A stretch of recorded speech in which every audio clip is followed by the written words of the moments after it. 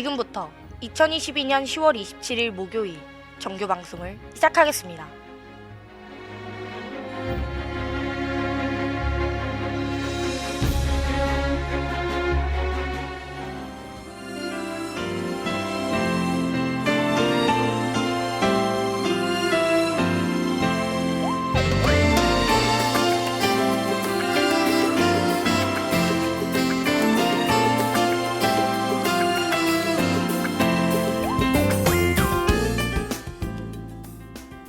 가천하구 여러분 안녕하십니까? 여기는 가천방송국입니다.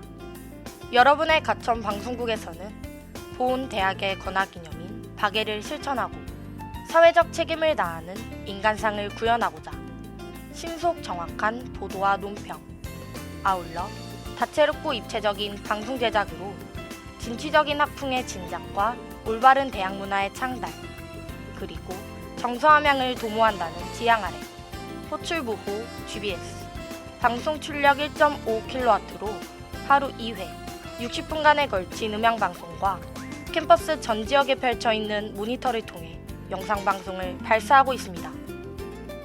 함께하는 참된 방송, 여기는 가천방송국입니다. GBS.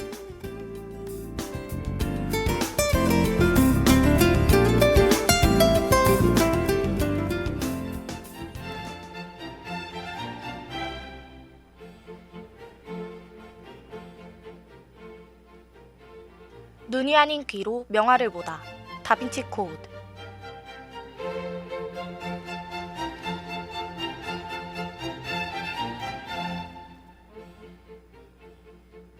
안녕하세요 가천하구 여러분, 다빈치 코드의 아나운서 이나연입니다. 중간고사로 2주 동안 쉬어갔던 다빈치 코드가 더욱 좋은 작품과 함께 돌아왔습니다. 아침 저녁으로 쌀쌀했던 초가을이 지나가고 여기저기 울긋불긋 물든 단풍들이 인사를 하는 가을이 무척 다가온 듯한 요즘입니다. 여러분, 한 해의 마무리이자 이름만으로 우리를 설레게 하는 겨울의 그날, 크리스마스가 벌써 2달 앞으로 다가왔다는 사실 알고 계신가요? 손으로 달을 세어보며 어쩌면 1년이 참 눈꽃을 새 없이 빠르게 지나간다는 생각이 들더라고요. 사실 신입생으로 입학했던 게 엊그제 같은데 제가 내년이면 3학년이라는 사실이 믿겨지지 않기도 하고요. 오늘 소개할 작가와 잘 어울리는 두 곡이죠. 안예은의 홍연, 그리고 타편의 호랑소가 듣고 오늘의 다빈치 코드 시작해보도록 할게요.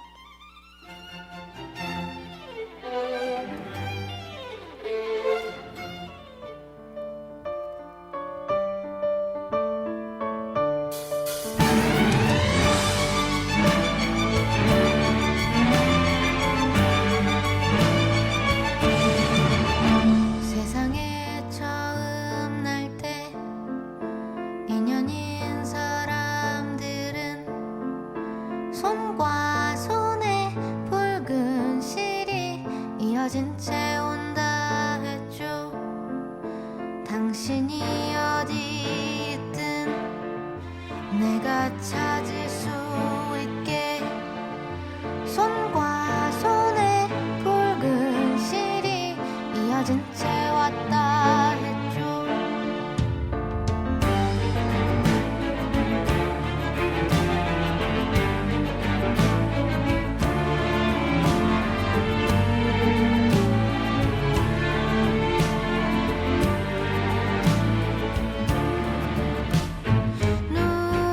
눈물 짓는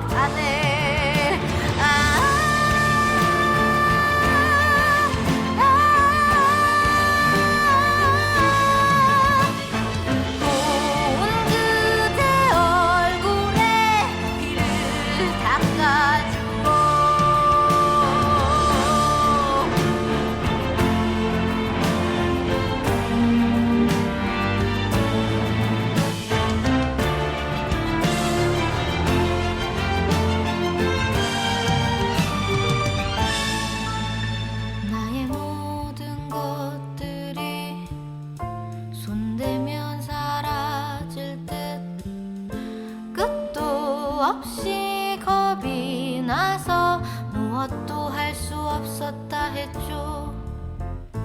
아픈 내 목소리에 입 맞춰주면서도 시선 끝엔 내가 있지를 않네. 또다시 사라져 아득히 멀어지는 찬란한 우리의 날들이 다시는 오지 못할 어둠으로 가네.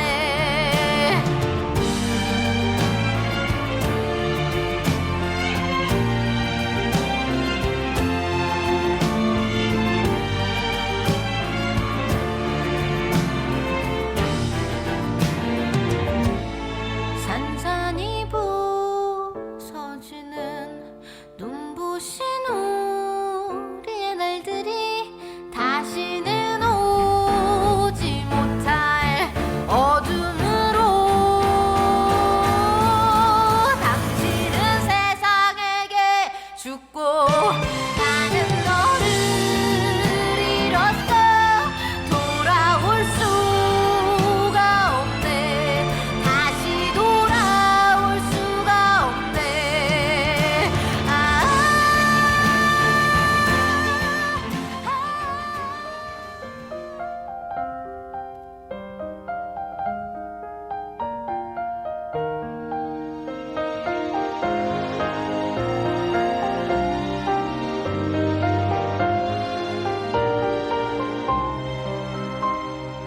흐르는 저 하늘을 물어채는 봄처럼 태산에 날아들어 숨어드는 새처럼 동산을 뛰고 뛰어가는 강아지처럼 온 산에 분물막을 내리네. 바람은 지친 끝에 밤에 몸을 뉘네. 별빛은 아득하니 은하수를 내리네. 차가운 밤하늘에 세상이 젖어가네. 그리워 홀로 타령을 하자. 흘러가라 사랑 사랑아. 덧없이 피고 떨어지는 꽃송아. 애달구나 가라 가라가 눈물에 떨어진 별을 해내. 푸른 달아 오랜 고운내 달아 빛이 내 손에 내려다오. 은색 소매 내 곁에 두른 채로 한 번만 타는 입을 죽여다오. 푸른 달아 다시 없을 내 달아 모든 손끝에 닿아다오. 달빛만이 흘러바다가 되고 지쳐 전하지 못하는 수월가.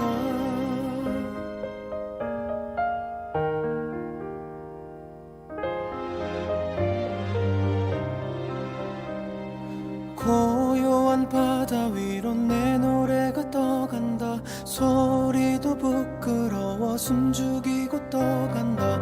달빛에 젖은 몸을 내놓고서 떠간다.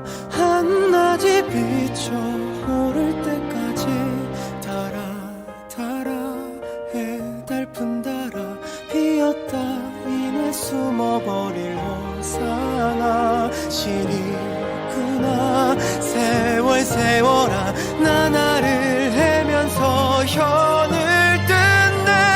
푸른 달아 오랜 고운 내 달아 빛이 내 손에 내려다오. 은색 소매 내 곁에 두른 채로 한 번만 타는 입을 죽여다오. 푸른 달아 다시 없을 내 달아 모든 손끝에 닿아다오. 달빛만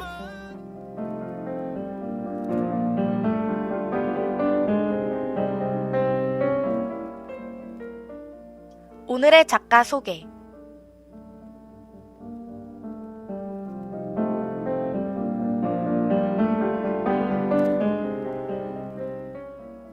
조선시대의 문인화가로 자상화, 풍속화, 산수화 등 다방면에서 일가를 이루었던 오늘의 작가는 윤두서입니다.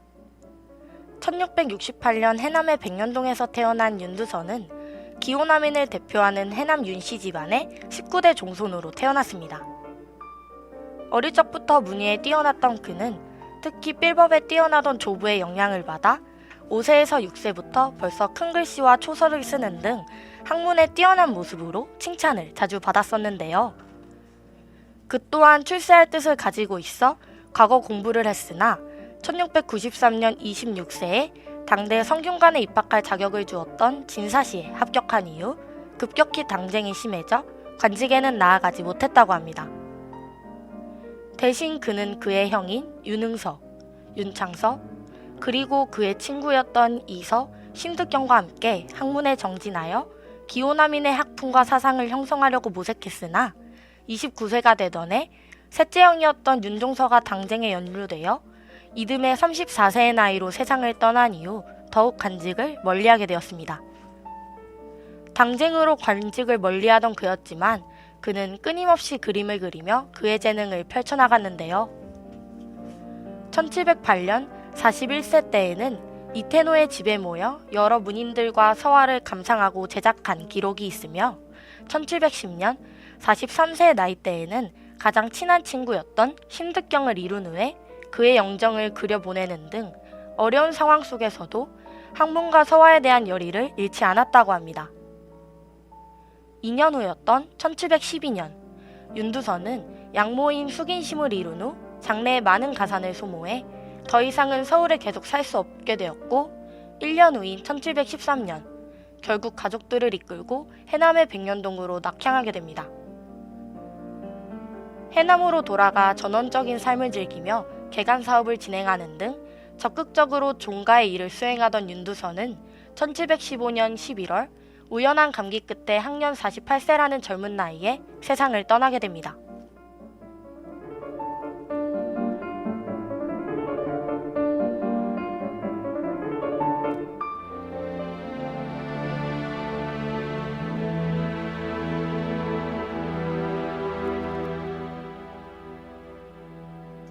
슬하에 군함 3년을 두었던 윤두서는 아이들에게 서화를 가르치지 않으려 하였다 전해지지만 서화를 품평하고 제작하는 자리에 아이들을 합석시키기도 하고 때로는 직접 그림과 글씨를 그려주기도 했다고 합니다. 또 윤두서는 매우 학구적인 사람으로 평생 교우를 즐거워하지 않고 칩거했으며 학문에 힘써 한시라도 책을 손에 떼는 일이 없었다고 하네요. 학구적임과 동시에 새로운 것에 진취적인 관심을 가졌던 그였기에 점잖은 선비들에게는 거의 금기시되었던 폐간소설을 읽을 정도였다고 합니다. 그러한 그의 학구적이면서도 진취적인 성격은 서화에서도 잘 드러나는데요. 자신의 사상이나 신념을 드러내는 그림을 그리던 선비 문인 화가들과 다르게 윤두서의 그림은 농사짓는 장면이나 실생활에 대한 관심을 회화적으로 표현하는 등 현실에 대한 관여와 사실주의적 의지를 담았다고 합니다. 다음으로 윤하의 사건의 지평선 듣고 윤두서의 두 가지 작품 살펴보러 가보겠습니다.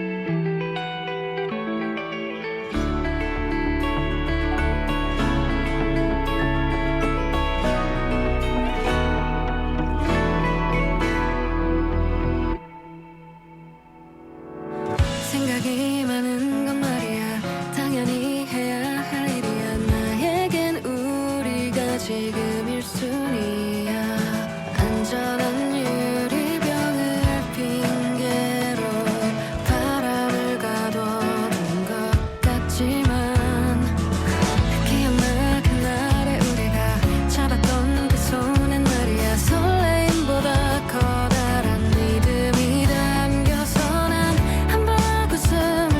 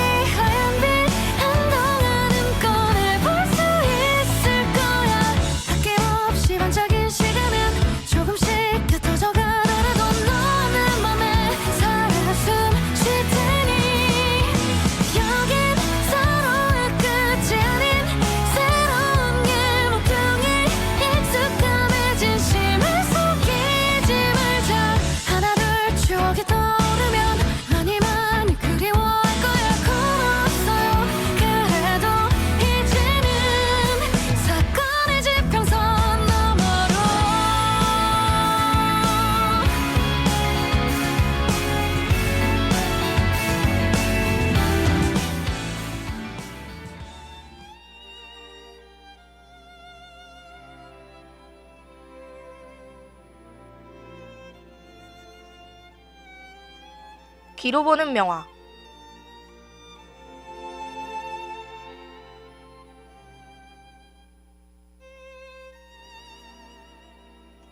오늘 귀로 보는 명화 시간에는 사상과 표현의 정교함이 두드러지는 윤두서의 두 가지 작품을 살펴보려 합니다.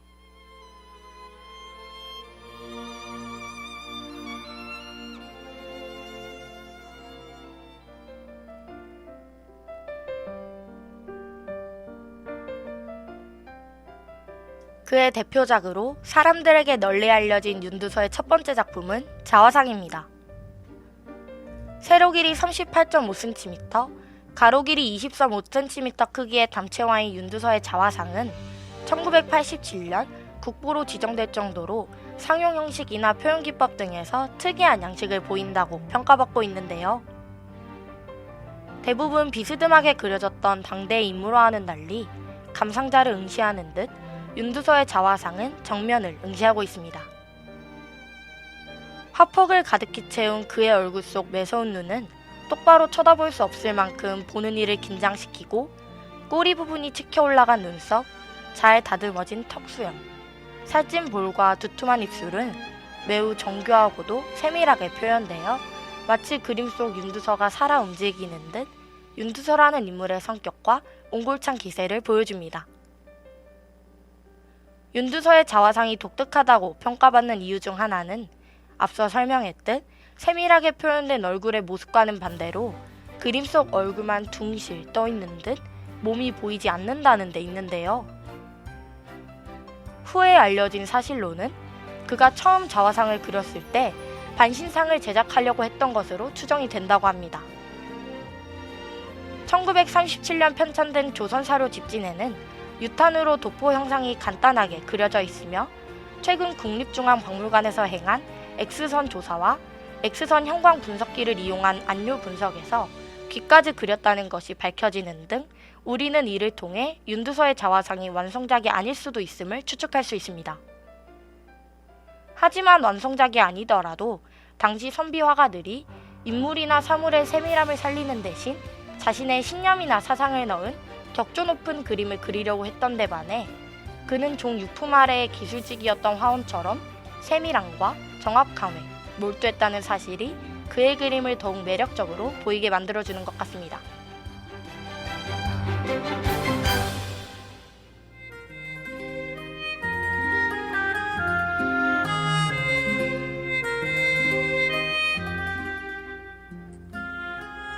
그가 평생 그림에 가졌던 신념이 잘 드러나는 윤두서의 두 번째 작품은 채에도 나물캐기입니다. 조선 중기와 후기, 전환기에 활동했던 윤두서는 우리가 흔히 알고 있는 김홍도나 신윤복이 다수 그리던 풍속화가 활발하게 그려졌던 시기의 작가는 아니었습니다. 서민들의 일상을 기록하던 풍속화는 당시 사진기가 없던 시절의 사진과 같은 역할이었기에 예술적으로 평가받지는 못했는데요. 이렇듯 기록화, 풍속화가 저평가되던 시기에 자신의 신분과는 대조적으로 서민들의 삶에 관심을 가지고 그들의 삶을 그림으로 녹여냈던 작가가 바로 윤두서였습니다. 채도를 자세히 관찰하면 화면의 빈 공간에 날아드는 새가 화면을 과감히 대각선으로 나누고 있습니다. 불안정한 느낌이 드는 이 구도는 산 비탈이로 서 있는 여인의 머리 방향을 뒤로 돌림으로써 안정감을 부여하는 동시에 그림의 균형을 맞춰준다는 것을 알 수 있습니다. 윤두서는 채에도 이외에도 수아의 직도 지심삼기, 선차도 목기 깎기, 석공도 돌깨기 등 다양하게 서민들의 삶을 애정을 가지고 그림 속에 녹여냈는데요. 윤두서의 아들 윤덕희가 아버지에 대해 하인에게 이름을 불러주었다. 고향 사람들의 가난한 삶을 보고 자기 집안에 빚진 채권 기록을 불태웠다. 어려운 사람들을 돕고 아끼고 다정하게 대하였다. 이렇게 쓰인 글을 통해 그는 신분에 구애받지 않고 어려운 사람들에게 온정을 베풀 수 있는 따뜻한 사람이었다는 것을 알 수 있는 듯합니다.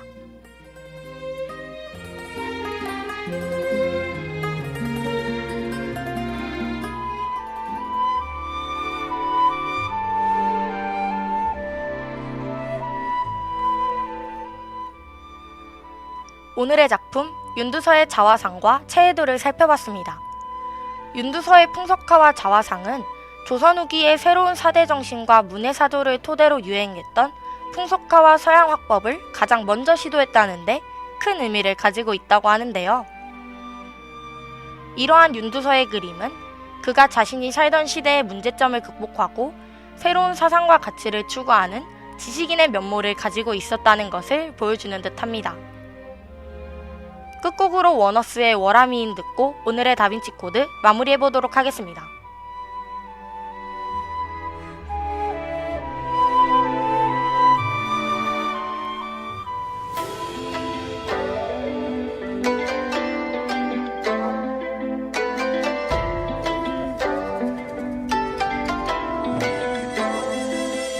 칠흑 같은 맘 홀로 우는 달그 잇따라 네가 피고 시간을 거슬러 저 새들처럼 훨훨 더 높이 날아가 아리따웠던 순간의 떨림 나를 감싸던 따스한 두 손이 그리워져 또 찾게 된 널 덧없이 기다려 시간 따라 흘러가리라 바람 따라 떠나간 너의 빈자리 너는 마치 홀로 피는 꽃 검은 구름마저 달빛을 가려다 한밤에 밤에 핀 눈부신 빛처럼 달빛에 반해 핀 하얀 꽃처럼 한순간 사라진 하룻밤 꿈처럼 별 따라 가다 심리도 못 가라 한밤에 밤에 핀 눈부신 빛처럼 달빛에 반해 핀 하얀 꽃처럼 한순간 사라진 하룻밤 꿈처럼 달 아래 너는 참 아름답구나 눈을 가려도 아름다운 널 나를 바라보는 널 girl 아를 때 바람마저 널 찾아오매 불망인데 홀린 밤을 새 헤매인 더 그리워지는 너의 뒷모습 듣지 못한 우리 이야기 들린다면 다시 한번 말할 수 있을 텐데 시간 따라 흘러가리라 바람 따라 널 따라가 너는 마치 홀로 피는 꽃 검은 구름마저 달빛을 가려다 한밤에 밤에 핀 눈부신 빛처럼 달빛에 반해 핀 하얀 꽃처럼 한순간 사라진 하룻밤 꿈처럼 별 따라 가다 심리도 못 가라 한밤에 밤에 핀 눈부신 빛처럼 달빛에 반해 핀 하얀 꽃처럼 한순간 사라진 하룻밤 꿈처럼 달 아래 너는 참 아름답구나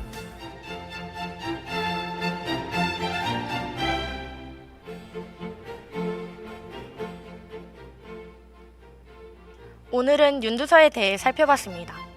그를 조사하는 내내 그가 시대를 개혁할 책임을 가지던 선비였던 동시에 그러한 생각을 자신의 예술관에 녹이던 자유로운 예술가였음에 감탄하게 되었습니다. 어떠한 한 사람이 가지는 인간적인 면모는 언제나 그 사람을 더욱 빛나게 만들어준다는 생각도 들었고요. 여러분이 가지는 여러분의 가장 인간적인 면모는 어떤 부분인가요? 숨겨져 있던 나의 부분이 드러날 때 사람은 가장 자신만의 빛을 내뿜는다는 생각이 듭니다. 신분과 상관없이 모든 사람을 평등하게 애정어린 눈빛으로 바라봤던 윤두서처럼 말이죠. 저희는 다음 이 시간에 다시 좋은 작품 소개와 함께 찾아오도록 하겠습니다. 지금까지 제작 연출 김원희, 기술 정수빈, 진행의 저는 여러분의 큐레이터 이나연이었습니다.